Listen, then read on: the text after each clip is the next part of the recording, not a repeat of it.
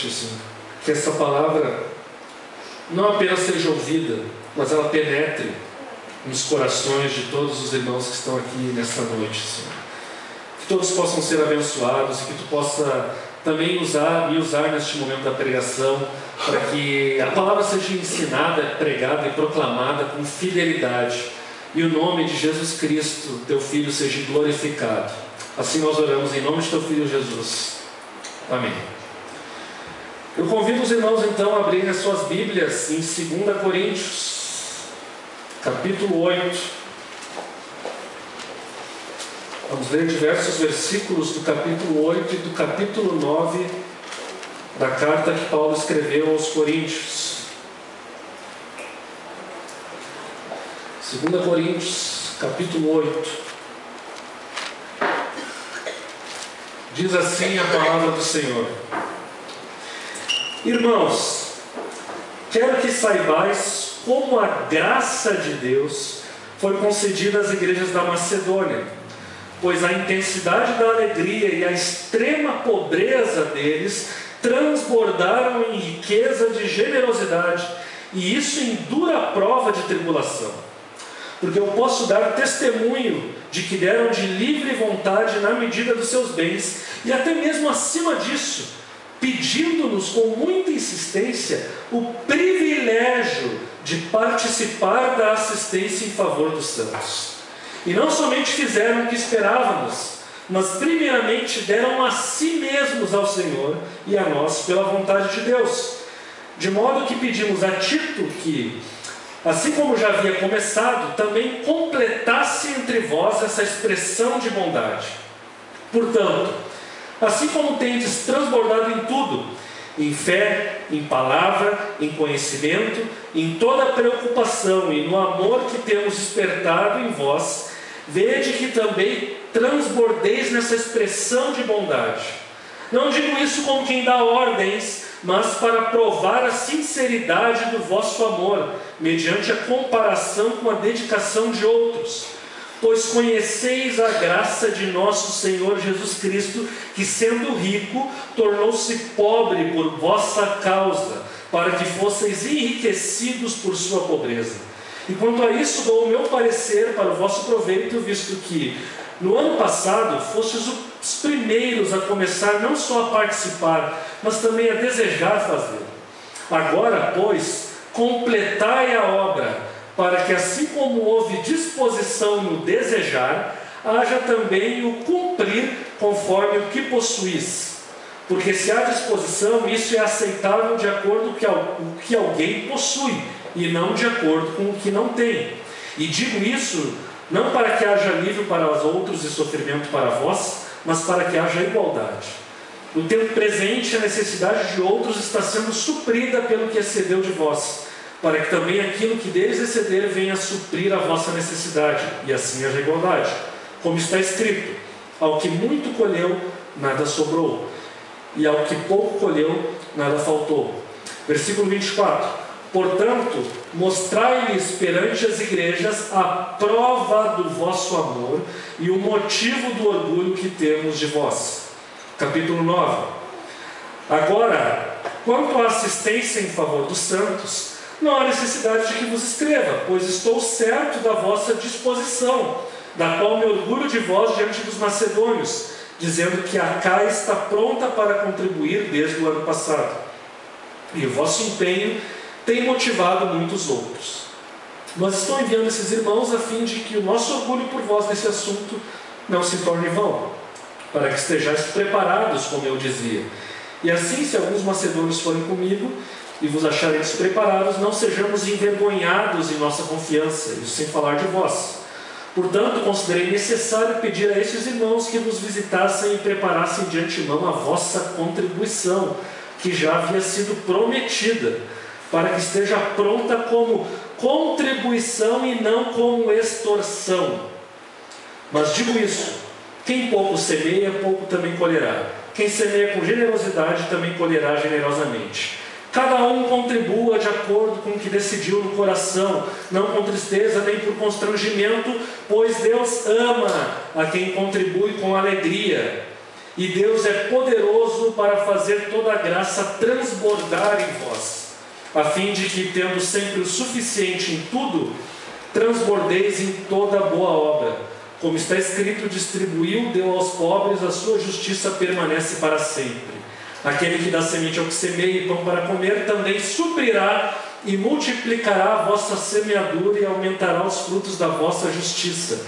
E em tudo sereis enriquecidos, para serdes sempre generosos, o que por nosso intermédio produz ações de graças a Deus. Porque o ministrar essa assistência não apenas supre as necessidades dos santos, mas também transborda em muitas ações de graças a Deus. Ao aprovarem essa ministração, eles glorificam a Deus por causa da obediência que confessais quanto ao Evangelho de Cristo e por causa da generosidade da vossa contribuição para com eles e para com os santos, e para com todos. E eles, orando em vosso favor, demonstram a profunda afeição que têm por vós, por causa da extraordinária graça que vos foi concedida. Graças a Deus por seu dom inexprimível. Amém. Meus irmãos, eu li extensamente quase todo o capítulo 8 e o capítulo 9 de 2 Coríntios, para não cortar nenhuma parte importante, para não parecer que eu estou citando ou pregando aqui uma mensagem fora do contexto. Falar sobre contribuição financeira, oferta, dízimo, não é fácil. Quer dizer, para alguns é fácil, mas para pregadores e pastores honestos isso não é fácil. Porque hoje em dia, pessoas más, perversas, mal intencionadas, fazem tanta coisa errada, praticam verdadeira extorsão no púlpito para levar a igreja a contribuir, que torna constrangedor para aqueles que estão preocupados verdadeiramente com a contribuição financeira falar sobre esse assunto. Não é fácil falar isso quando a gente vê na TV pessoas aí envergonhando a causa de Cristo e a causa do Evangelho, né? Enganando pessoas para que elas abram as suas carteiras e deem ofertas. Não é esse o meu propósito essa noite. A bem, na verdade, eu não vou nem falar a respeito, não vou nem entrar na controvérsia a respeito de dízimo, se o crente deve dar dízimo ou não. Alguns vão entender que o dízimo era a questão do Antigo Testamento, já não está válido, outros vão dizer que é válido. Só que, independentemente disso, o que a Bíblia deixa muito clara no Antigo e no Novo Testamento, isso é um princípio bíblico claro e evidente em toda a Bíblia, é que o cristão tem um compromisso de contribuir financeiramente e regularmente com a igreja onde ele está frequentando. Indiscutivelmente, esteja ou não em vigor a lei de Moisés sobre o dízimo, indiscutivelmente o princípio ali estabelecido é válido, porque ele se repete no Novo Testamento. O Novo Testamento nos fala da contribuição que a igreja deve fazer aos santos. E é bem verdade que essa passagem que nós lemos aqui, Paulo escreve à igreja de Corinto, ele não está falando explicitamente sobre a contribuição para a igreja, ele está falando mais de contribuição para os irmãos que estão passando necessidade financeira. Mas os princípios que ele estabelece aqui são claramente aplicáveis à contribuição de uma forma geral para a igreja e para a obra do ministério da igreja. E não há passagem no Novo Testamento mais clara para ensinar os princípios da contribuição bíblica, da contribuição financeira que o cristão deve ter, do que esse texto de 2 Coríntios. Por isso ele foi escolhido. Agora, confesso que para mim é um tanto constrangedor falar sobre isso, nunca preguei, mas é uma necessidade, afinal é algo que a Bíblia fala e é uma necessidade que nós sentimos aqui. Apenas uma curiosidade para que os irmãos saibam, né? Há um tempo atrás aí no Facebook ele tinha um testezinho, um quiz, né? Isso aí é bobagem, né? Não é verdadeiro, não funciona, mas enfim, fazer aquele quiz. Com que pregador famoso você se parece? Aí os obreiros aqui foram fazendo, aí um deu Charles Spurgeon, outro deu Jonathan Edwards, outro deu Lutero, outro deu Calvino. Aí eu resolvi fazer, aí eu fiz e quando eu vi o resultado, Edir Macedo. Edir Macedo. Mas eu prometo que não vou seguir os princípios dele para falar sobre esse assunto. Graças a Deus que esse quiz ele não reflete. Eu não sei como que o Facebook chega a essa conclusão, mas enfim, né, ela não é verdadeira. Mas o que a palavra de Deus então ensina para a igreja, desde a nova aliança instaurada pelo sangue de Jesus Cristo, o que a palavra de Deus nos ensina a respeito do compromisso financeiro da igreja, do membro da igreja? Em primeiro lugar, o primeiro ensino que nós podemos extrair claramente dessa passagem bíblica: colaborar é uma graça e não uma obrigação. E é exatamente isso que nos fala o versículo 1 do capítulo 8. Quero que saibais como a graça de Deus foi concedida à igreja da Macedônia. Paulo está escrevendo aos Coríntios e está falando da igreja da Macedônia, uma outra região da Grécia. E Paulo diz que essa igreja da Macedônia estava contribuindo e ela recebeu a graça de contribuir. Contribuir não é um mérito nosso, não é algo que nós fazemos, mas é uma graça que Deus concede às pessoas. E portanto não podemos encarar isso como uma obrigação, como algo desagradável. Vou ter que fazer isso. A concepção bíblica correta é encarar a contribuição financeira como uma graça que Deus concede à sua igreja. Veja que no versículo 4, Paulo vai dizer, no capítulo 8, Paulo vai dizer que a igreja da Macedônia pediu com muita insistência o privilégio de participar da assistência em favor dos santos. Como nós vamos ver, a igreja da Macedônia, provavelmente é uma igreja muito pobre. Ela não tinha condições de fazer uma contribuição, provavelmente porque ela estava sofrendo perseguição do Império Romano. Os cristãos estavam perdendo sua fonte de renda, estavam numa situação talvez quase de miséria. Mas ainda assim, quando eles souberam que havia uma necessidade dos cristãos em Jerusalém que era o local onde a fé cristã surgiu, no judaísmo, então eles queriam colaborar com aqueles cristãos que deram origem, que ajudaram a propagar a fé cristã até os confins da terra. Eles se achavam devedores até certo ponto do povo judeu, porque foi graças ao povo judeu que Jesus veio ao mundo, e aquele povo judeu então compartilhou o evangelho, e hoje eles, gentios, podiam adorar a Cristo, adorar a Deus, e eles querem esse privilégio. E lá no versículo 15 do capítulo 9, Paulo fala: graças a Deus pelo seu dom inexprimível. Possivelmente Paulo está falando aqui da salvação em Cristo Jesus, mas também desse dom de contribuir. Portanto, contribuir é um dom de Deus. E sabe, há um dado muito curioso.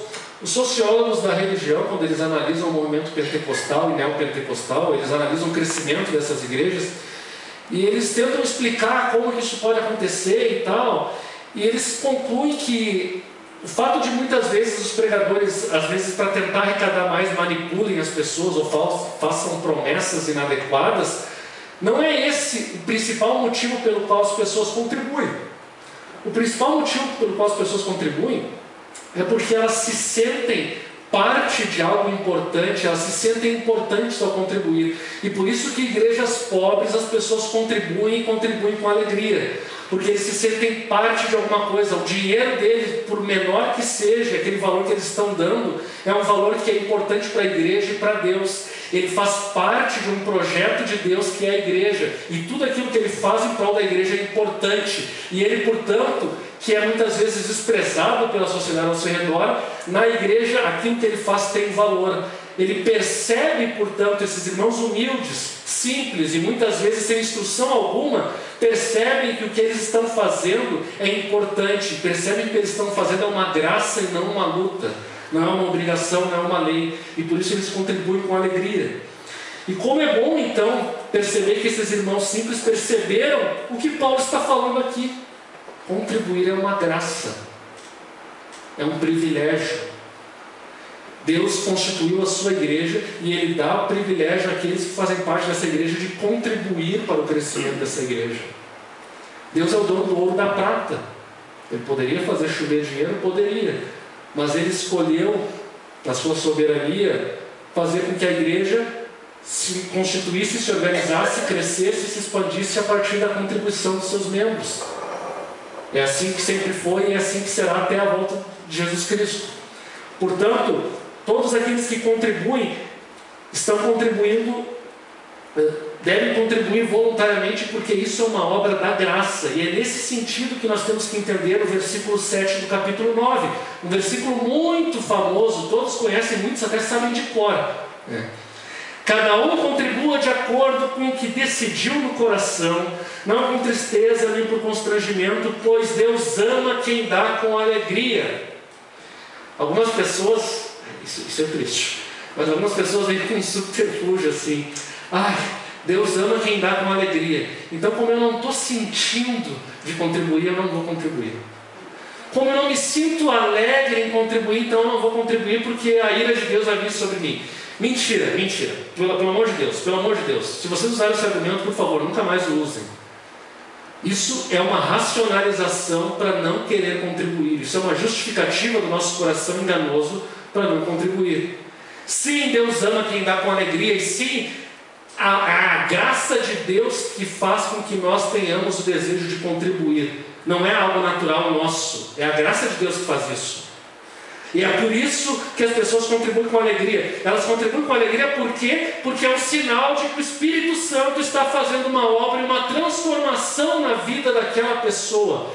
Ao longo de todo o capítulo 8 e 9, Paulo parece que está preocupado com a igreja de Corinto, porque a igreja de Corinto não estava demonstrando na sua vida um sinal de transformação total da sua vida pela graça do Evangelho.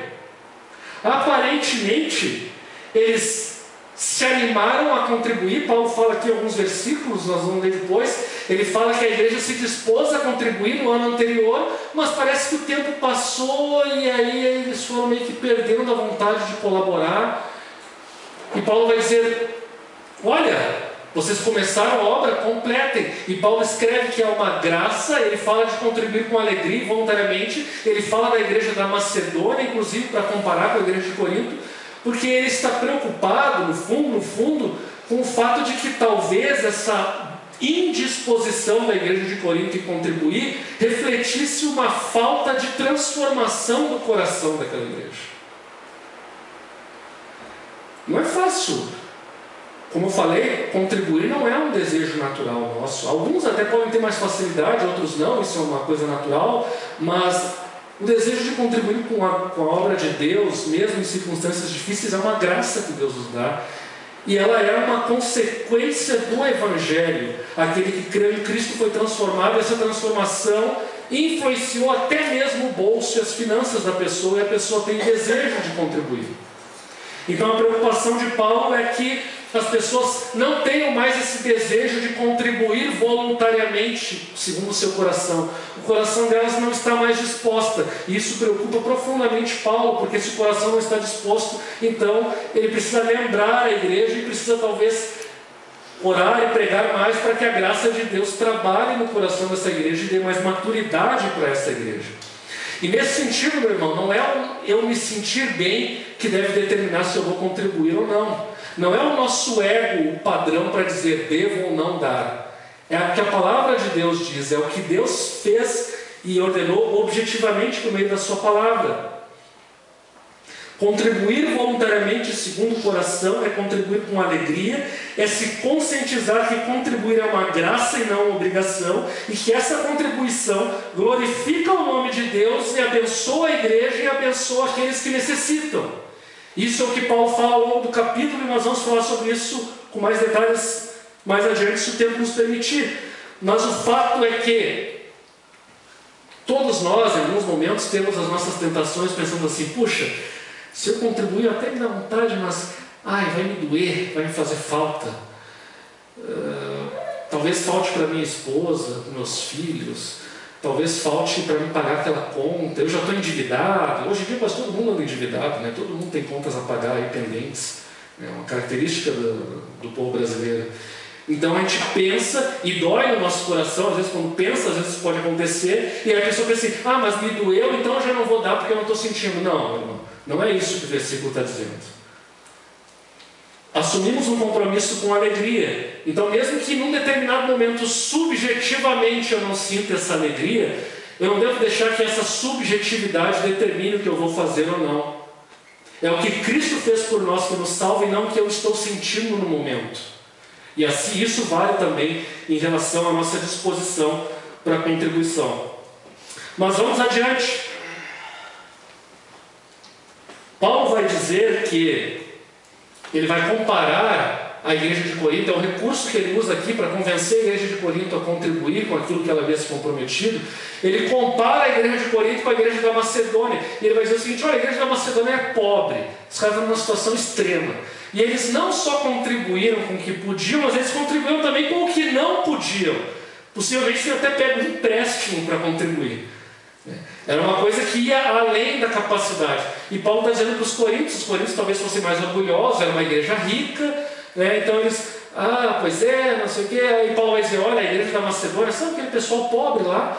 Eles contribuíram, se dispuseram a contribuir e pediram para contribuir porque eu não queria que eles contribuíssem, porque eu vi que eles estavam numa situação de necessidade, mas mesmo assim eles pediram. Paulo estava querendo mostrar para a igreja de Corinto a vergonha que era os coríntios ali se esquivando de contribuir, enquanto que pessoas muito mais necessitadas se dispunham a contribuir. E isso, se nós aplicássemos hoje a nossa realidade, imagine vocês numa igreja numa vila bastante pobre, mas que as pessoas contribuem com alegria. E imagine uma igreja de classe média, uma igreja como a nossa talvez, em que se contribui muito pouco. Não é de dar vergonha pensar que numa igreja de pessoas muito mais necessitadas se contribui muito mais do que numa igreja em que há recursos financeiros. É vergonhoso. E é isso que Paulo está falando aqui. Ele pede para os coríntios para que não seja envergonhado quando os emissários deles forem buscar a contribuição. Porque Paulo disse para todo mundo, olha, a igreja de Corinto ela se dispôs a contribuir. Os irmãos querem contribuir, isso é muito bom, mas por favor, não me envergonhem. Quando eles chegarem aí, cumpram aquilo que vocês prometeram. Esse, portanto, é um outro ponto. Paulo compara a igreja de Corinto com a igreja pobre, e ele também acaba pedindo para que a igreja acabe aquilo que começou. Versículo 10 do capítulo 8. Quanto a isso, dou o meu parecer para o vosso proveito, visto que no passado fostes os primeiros a começar, não só a participar, mas também a desejar fazê-lo. Agora, pois, completai a obra, para que, assim como houve disposição em desejar, haja também o cumprir conforme o que possuís. O princípio aqui é que o cristão que se compromete deve cumprir aquilo que promete. Ele não pode apenas, ele começa alegre, sim, vamos ajudar, precisamos contribuir, me comprometo, mas aí logo em seguida, de repente surge alguma dificuldade, até uma dificuldade financeira, agora não vou mais contribuir. Ele perde a motivação, perde a vontade. Parece que ele se esquece da graça que é contribuir, se esquece da graça que Cristo fez por ele. E aí ele já não quer mais contribuir. É que nem aquela história que uma vez eu falei aqui no culto infantil, culto de sábado, é a história de uma criança que vai para a igreja e recebe 2 moedas da mãe. E a mãe diz, uma é para a oferta e outra é para o lanche. Aí a criança está indo para a igreja, no meio do caminho ela tropeça, perde uma das moedas, cai no bueiro e não tem mais como pegar. Ela, a moeda da oferta. Com muitos de nós é assim. Estamos alegres por contribuir, mas quando algo começa a dar errado, a alegria se vai. E a igreja é a primeira que muitas vezes sente a falta do compromisso. Eu não estou dizendo aqui, meus irmãos, por favor, não me entendam mal, não estou dizendo que as pessoas devem contribuir com o que não têm. Não estou dizendo isso. Mas eu estou dizendo que a igreja deve avaliar, cada um de nós tem que avaliar o seu coração, para ver se muitas vezes o que nos impede de contribuir não é a avareza, não é a nossa falta de motivação, a nossa falta de reflexão sobre a graça do nosso Senhor Jesus Cristo. E é por isso que Paulo então tenta lembrar a igreja de Corinto, dando aqui o fundamento teológico principal da contribuição. Versículo 9 do capítulo 8. Pois conheceis a graça de nosso Senhor Jesus Cristo, que sendo rico, tornou-se pobre por vossa causa, para que fosseis enriquecidos por sua pobreza. Aqui é o princípio. Paulo diz, está difícil? Está difícil? Então olha para Jesus Cristo. Porque Jesus Cristo Era nada mais, nada menos do que Deus, vivia na eternidade, na Trindade, em amor perfeito, tinha tudo que desejava, tudo que precisava. Ele não precisava de nós, mas mesmo assim Ele nos amou, Ele escolheu então participar da obra de redenção, e Ele, sendo rico, se fez pobre, ou seja, Ele assumiu a condição humana. Ele assumiu a condição de humilhação, e não só assumiu a condição humana, como teve uma vida toda de santidade, para que depois entregasse a sua vida por nós. E dessa forma houve aquilo que os pais da igreja antiga falavam, aquela troca maravilhosa. Ele vai e leva o nosso pecado para que nós levássemos a justiça dele. Jesus recebe todo o nosso saldo negativo diante de Deus, todo o nosso pecado, enquanto que nós recebemos todo o saldo positivo de Jesus, toda a justiça dele, a santidade dele. Nós não nos tornamos justos, mas Deus agora nos considera justos por causa de Jesus Cristo. Deus nos considera ricos, ainda que sejamos pobres, servos, miseráveis e nus. É a graça de Deus que fez isso. Por graça, então, Jesus Cristo se fez homem. Ele se fez pobre, pobre nesse sentido. E, portanto, nós devemos olhar para Jesus Cristo e nos lembrar, olhar para aquela cruz e nos lembrarmos. Jesus Cristo deixou toda a sua glória por nós, para que nós nos tornássemos ricos. E nós, muitas vezes, não estamos dispostos a contribuir com o mínimo possível para a igreja. Mas se nós nos lembrarmos da graça de Jesus Cristo e deixarmos que essa graça transforme o nosso coração, essa graça, cedo ou tarde, vai nos levar a ter uma alegria e um desejo de contribuir com a nossa igreja. Contribuir com a causa do reino de Deus. Porque não é a causa do pastor, nem a causa dos obreiros. E não é, em última instância, nem a causa dessa congregação, mas é a causa do reino de Deus. É a causa desse evangelho. Portanto, aquele que não tem disposição e não tem alegria em contribuir, deve olhar sempre para esse exemplo de Jesus Cristo. E, nesse sentido, o versículo 5 nos fala que nós devemos tudo a Deus, e por isso também devemos contribuir. Versículo 5: a igreja de Macedônia não somente fez o que esperávamos, mas primeiramente deram a si mesmos ao Senhor e a nós pela vontade de Deus. A igreja se entregou completamente, a igreja da Macedônia. Eles não tinham quase nada, estavam pobres, mas eles se deram. Eles tinham consciência de que tudo que eles eram, tudo que eles tinham, se devia única e exclusivamente a Deus. E, portanto, eles se entregam completamente. E essa é uma verdade teológica fundamental. Toda a nossa vida tem que estar diante de Deus. Devemos entregar todo o nosso ser, e isso inclui o nosso bolso. Agora, Rodrigo, está dizendo que agora nós temos que dar tudo e virar pobre, que nem Jesus pediu lá para o jovem rico. Não, não é isso. A Bíblia não tem essa exigência. E vejam só, isso é muito interessante, porque o próprio Paulo estabelece aqui o princípio. Apesar de Cristo ter se feito pobre por nós, nós não precisamos chegar ao nível da pobreza para contribuirmos com a igreja, porque o próprio Paulo vai dizer: cada um contribua conforme a sua condição, cada um contribua conforme o que tem. Se a pessoa não tem, ela talvez não possa contribuir. É conforme o que tem que ele pode contribuir. Isso é muito importante. Versículo 12 diz assim: se há disposição em contribuir, isso é aceitável de acordo com o que alguém possui, e não de acordo com o que alguém não tem. E aqui nós temos mais um princípio fundamental: a contribuição é proporcional àquilo que nós temos. Eu não posso exigir de uma pessoa com necessidade o mesmo que eu exigiria de alguém que não passa necessidade, de um pobre a mesma coisa que eu exigiria de alguém de classe média, de um rico a mesma coisa que eu exigiria de alguém de classe média. Não, cada um contribui conforme as suas possibilidades. Mas é interessante que o que Paulo fala aqui também nos ensina que a contribuição não é um método de barganha com Deus. Às vezes, esses falsos pregadores da prosperidade, eles vão e dizem assim: não, faz uma prova, né? Vai com fé, dá o teu carro.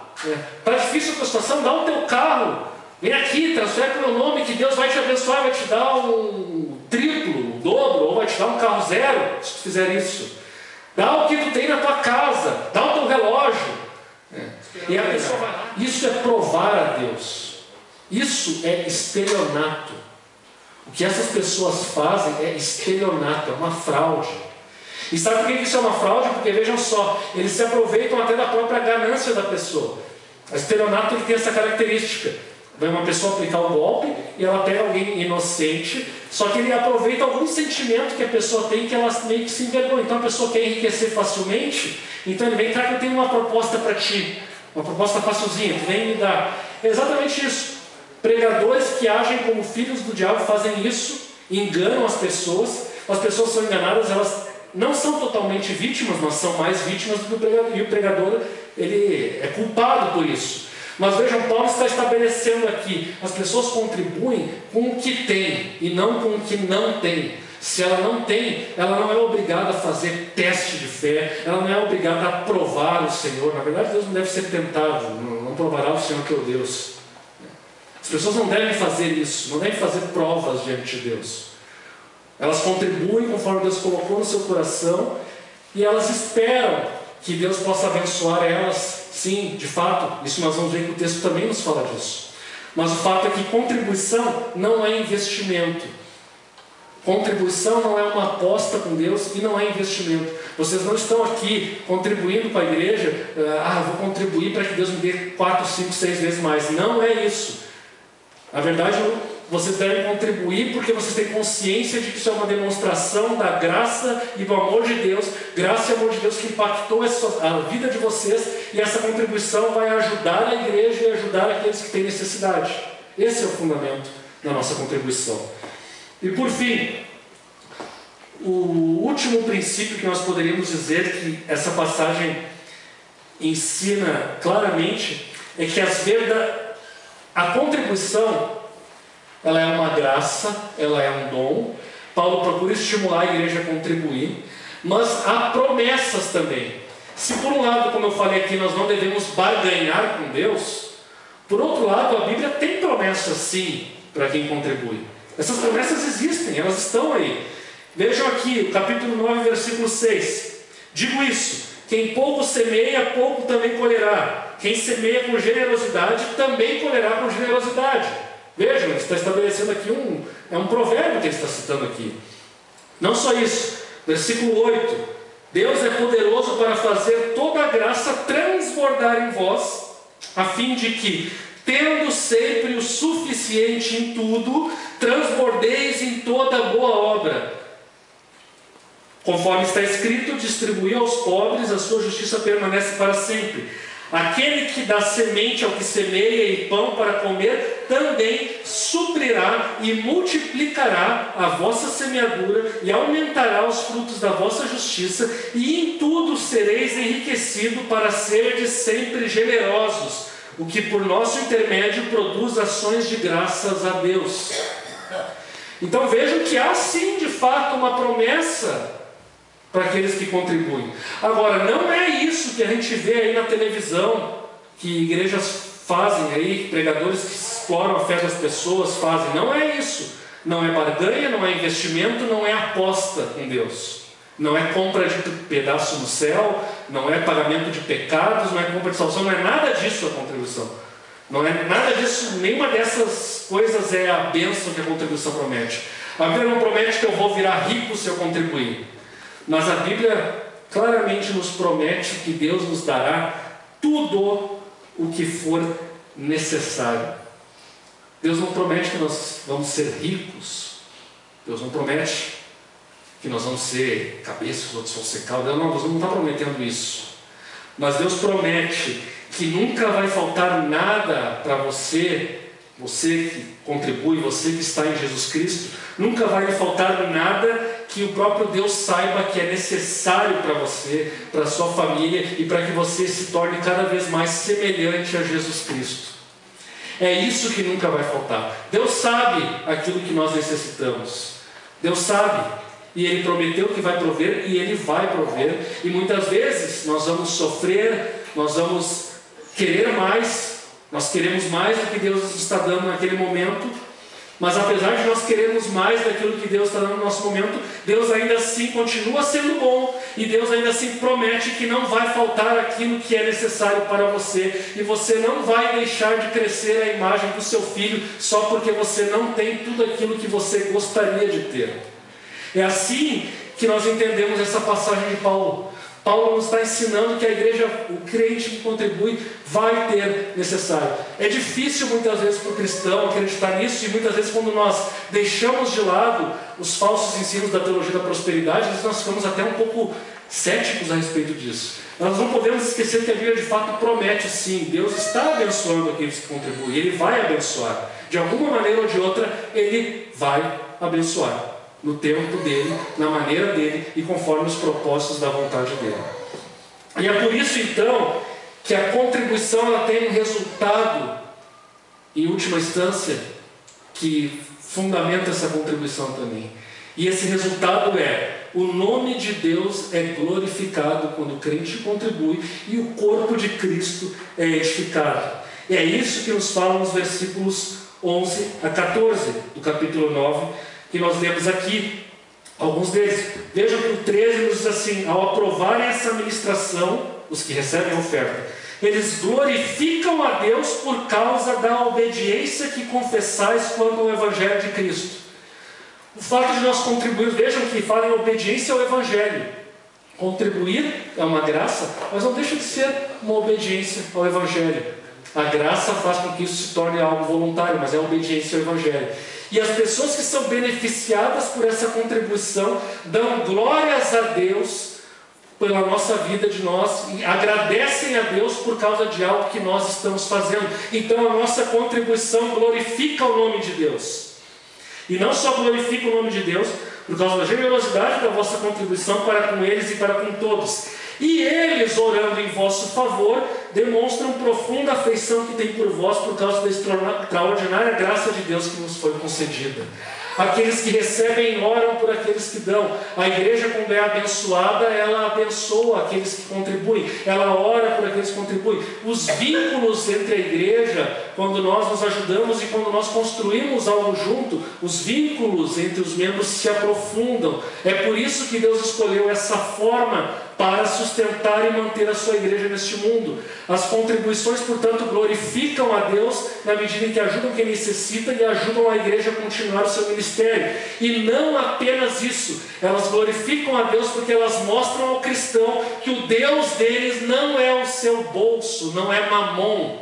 Eles servem a um Deus que é maior que o seu próprio bolso, que é maior que o seu desejo de conforto, que é maior que o seu desejo de luxo, de prosperidade. Se o nosso maior desejo é luxo e prosperidade, nosso Deus é Mamon.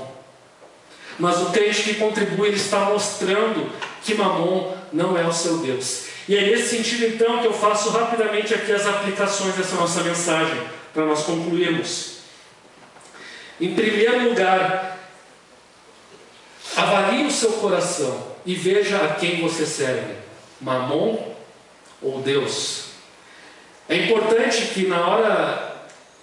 Eu não falo isso, nenhuma intenção aqui de tirar dinheiro de alguém, nada disso. Mas vocês têm que avaliar se as desculpas, os argumentos que vocês têm para não contribuir, se eles são de fato válidos diante de Deus, e se eles são de fato o motivo pelo qual você não está contribuindo. Aquelas racionalizações que o nosso coração enganoso cria para nos justificar. Meditem nisso. Assim como a igreja também. Graças a Deus que aqui no Botânico nós não temos essa mentalidade. Às vezes alguns líderes também precisam meditar a respeito disso. Se quando eles querem pedir dinheiro, se eles não estão na verdade querendo dinheiro porque Mamon é o Deus deles. Graças a Deus porque nessa igreja não é assim. Nessa igreja a contribuição é para a igreja e nós estamos preocupados com o reino. E que continuemos a orar para que seja sempre assim, porque as pessoas sempre são tentadas na área do dinheiro. Mas o fato é que tanto aquele que recebe como aquele que contribui tem que avaliar o seu coração para ver a quem eles estão servindo, a Deus ou o dinheiro. E nesse sentido, a segunda questão: quem supostamente se converteu a Deus, mas não converteu o seu bolso, deve avaliar a sua conversão. O que eu quero dizer é o seguinte: a conversão ela afeta o ser humano como um todo. Não há nenhuma área da nossa vida que não seja afetada. E isso inclui, inevitavelmente, as finanças. Não é desonestidade de quem quer tirar dinheiro falar isso. Isso é o que a palavra de Deus nos diz. Ela transforma. Os cristãos na igreja primitiva vendiam tudo e davam para a igreja. A Bíblia não exige isso, mas havia uma disposição. Por quê? Porque a conversão mudou completamente aquelas pessoas. Como diz Paulo na mesma carta aos 2 Coríntios, ele morreu por todos para que os que vivem não vivam mais para si mesmos, mas para aquele que por eles morreu e ressuscitou. Portanto, a conversão vai também afetar. Nós não gostamos de falar sobre isso não é o nosso ponto principal, não estamos aqui para tratar de questões jurídicas nos domingos, mas o fato é que isso também é afetado. Portanto, avalie a sua conversão se você acha que o seu bolso também não se converteu junto com você. Vejam, o cristianismo revolucionou o mundo após a reforma, a partir dos ensinos de Calvino. Justamente porque Calvino ensinava isso, o cristão ele tem uma transformação total na sua vida e na sua visão de mundo, a tal ponto que ele trabalha diligentemente, e não para ficar gastando em luxos e bobagens, mas também para reinvestir o seu capital na sua empresa ou no que seja mais, e assim dessa maneira ajudar outras pessoas e glorificar o nome de Deus. Isso produziu uma revolução na Europa que produziu um desenvolvimento econômico sem precedentes. Então vejam como há uma consequência ética que influencia até mesmo a sociedade a partir da conversão do nosso bolso, do nosso coração, que afeta a maneira como nós dispomos as nossas finanças. Terceiro, a contribuição não é barganha com Deus. Eu já falei sobre isso, não vou repetir, acho que todos os irmãos estão bem conscientes disso. Nós não damos dinheiro esperando que Deus vai ser obrigado a fazer alguma coisa por nós. Isso não existe, isso é um falso ensino. Por favor, nunca caiam nesse erro de achar que Deus vai ser obrigado a ajudar vocês porque vocês contribuíram. Deus não é obrigado a nada. Estamos aqui por graça, existimos por graça, só somos vivos por graça. E se Deus nos matasse todos nós agora e mandasse para o inferno, ele seria justo, porque é isso que nós merecemos.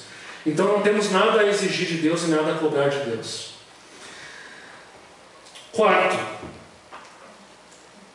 não existe isso do crente não contribuir com nada. Quando eu digo isso, por favor, me entenda, eu estou dizendo crente que tem contribuição. Mas eu quero deixar isso claro, irmão, porque assim, o cristão, de alguma maneira, ele vai contribuir, conforme a sua possibilidade. Não quero aqui julgar ninguém, não quero falar nada pessoalmente para ninguém, mas o fato, meus irmãos, é que não existe isso de ser crente, ser membro e nunca contribuir com nada. Isso simplesmente não existe. Ou você é crente e contribui, ou você não é crente, não. É inevitável que isso aconteça. Uma questãozinha prática, que eu vou falar aqui em 1 minuto e peço para que o Israel não grave isso, que é uma questão que pode voltar gravando.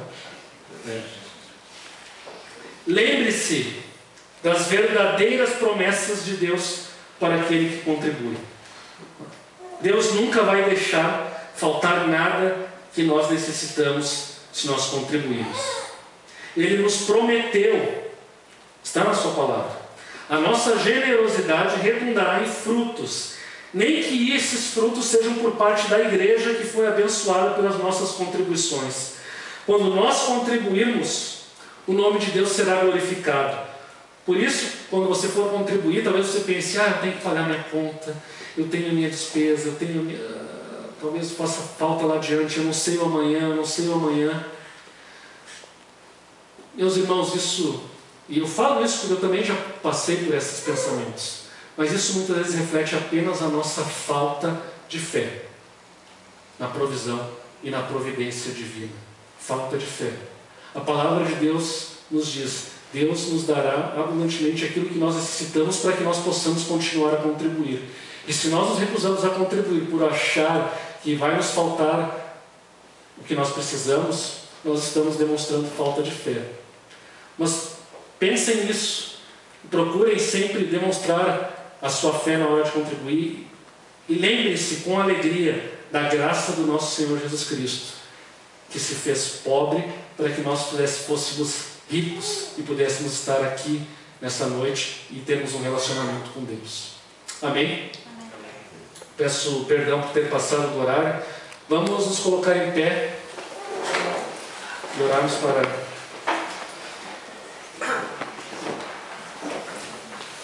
essa palavra fale ao nosso coração. Meu Pai amado, nós queremos Te agradecer pelo que Tu falaste por meio da Tua palavra pregada. Obrigado porque Tu és bom e porque Tu nos provê dos meios necessários para que possamos viver, para que possamos Te adorar e para que possamos ajudar os que necessitam, para que possamos contribuir com a obra do Teu Evangelho, Pai. Muito obrigado, Senhor, por isso. E muito obrigado pela igreja que Tu nos dá, Senhor. Essa igreja que foi ensinada e instruída ao longo dessa semana, Senhor. Obrigado porque os irmãos se colaboram, se ajudam, se preocupam uns com os outros, oram uns pelos outros.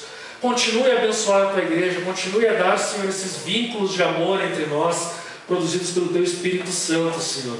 Também abre o nosso coração para que tenhamos alegria em contribuir, que a nossa contribuição reflita de fato a nossa fé, o nosso amor e a nossa paixão que temos por Ti, Senhor. Que isso de fato fique demonstrado, Senhor. Que não venhamos a demonstrar receios, falta de fé, nem criar subterfúgios para fugirmos da nossa responsabilidade com a nossa igreja, Senhor. Mas que acima de tudo, o Teu Espírito Santo sempre nos dê alegria e faça abundar a nossa vida naquilo que nós necessitamos para que nós possamos contribuir, Senhor. Ajuda aquele que tem necessidade, aquele que tem dificuldade, aquele que está endividado, Senhor. Abençoa essas pessoas, abre as portas, Senhor, para essas pessoas, para que elas possam ser abençoadas financeiramente e também possam abençoar a Tua igreja, Senhor. Que elas possam ter a gratidão por isso também, Senhor. Além da gratidão infinita por aquilo que o Teu Filho fez por nós na cruz. Assim nós oramos e Te pedimos e Te agradecemos nessa noite, em nome de Teu Filho Jesus. Amém. Meus irmãos, nós temos...